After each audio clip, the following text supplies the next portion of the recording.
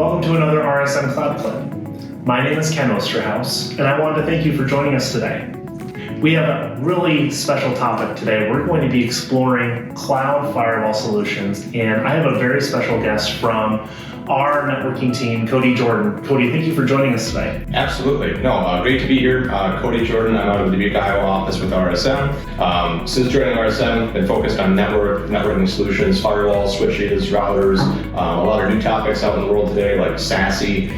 We're talking about SSE, and today we're talking about cloud firewalls. So we're going to be talking a lot about cloud firewalls. We're going to talk about managed firewall solutions. We're going to talk about some of the cutting-edge Cisco technologies that are out there. I think we should start the conversation off by talking about, what does a firewall do? We all know what a firewall is. We've heard of it, but what does it actually do? What value does it bring to your environment? Yeah, absolutely. So a firewall is really one of the most critical appliances of any network, is the firewall. And that's really what protects the good from the bad. Good being what's inside your network, bad being what's out there on the internet for everything else. So at its basic level, it's allowing traffic to go either into your organization or out of your organization. There's usually rules to allow or disallow that type of traffic, as we call it.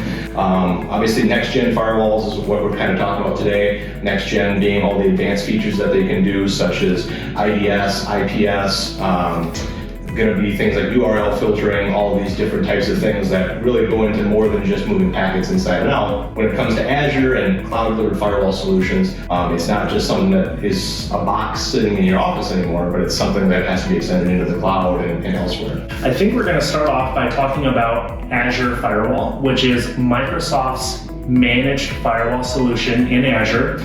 And depending on the SKU that you're using, it starts out as a basic SKU, goes to standard and then premium. If you're looking for those basic network filtering rules that you were talking about, that's a great place to start. And with the consumption-based pricing, you pay for what you use, and that's consistent between the basic, standard, and premium SKUs. Now, as you start to move up in those tiers, you start unlocking more features in your firewall. Once we start unlocking the premium features, that's when we're getting to the intrusion detection prevention, the more enhanced security features, URL filtering, web categories, right? Azure Premium, it does come up with a premium price tag, but for those organizations that maybe they're already pure cloud, or maybe they're just looking for a solution to be a fully managed system where they don't have to patch hardware or software, things like that, not have to worry about a virtual machine underlying that firewall, that's a great tool to use.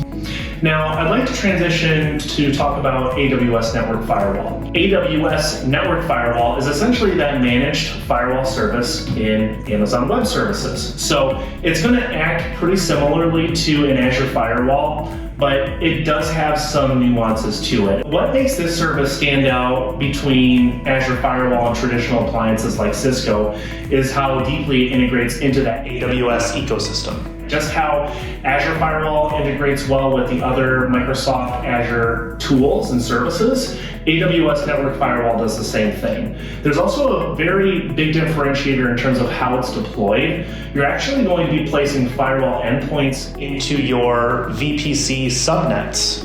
And there's also, on top of the high availability, the route trafficking, the VPC ingress traffic that you can manage with an AWS firewall, there's also a modularity to it. When you unlock that SKU in an Azure firewall, right, you get access to all those features. With an AWS network firewall, it's more a la carte, I would say. So you start out with a base firewall, and you can kind of cherry pick which services you want to add on top of it, depending on what your requirements are. So Cody, I think this is a great opportunity for us to transition from talking about the managed firewall services in Azure and AWS to talking about more of a, I wouldn't say traditional firewall, but Cisco's been around for a long time. It's a very recognizable name.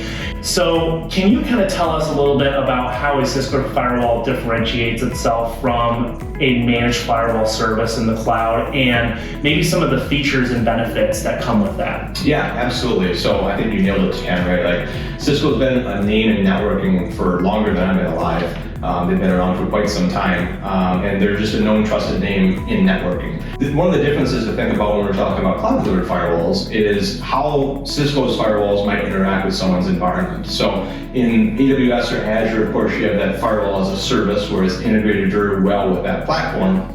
A Cisco firewall or a Meraki firewall, Meraki of course being a part of Cisco now, those could be actually deployed up into Azure, AWS, or another public cloud, and it's a natural extension of their existing on-prem environment.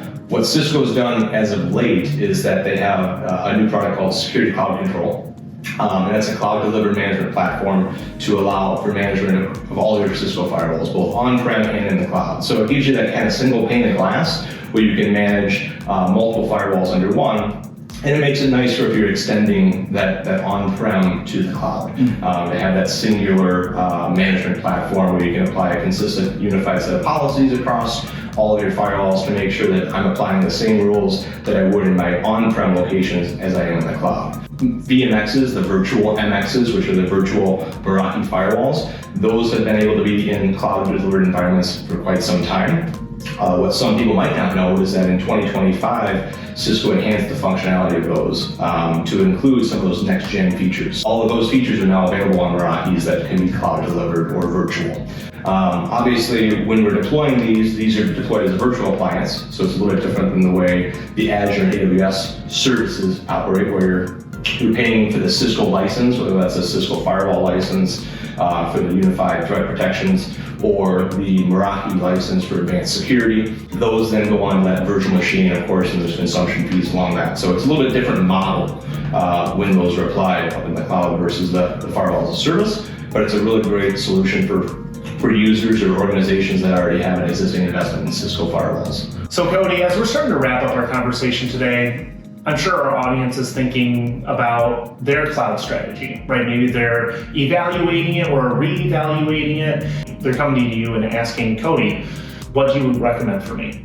Do you recommend Cisco? Do you recommend this managed firewall service in Azure AWS? Or is it that classic it depends answer? It really is. It's always that it depends answer, right? Because it really does truly depend on that client and their environment and their specific needs. What worked for them 5 years ago might not work for them today. So we need to help them have that conversation, do an evaluation of what they're using today and what their needs are, and we can help them down that journey.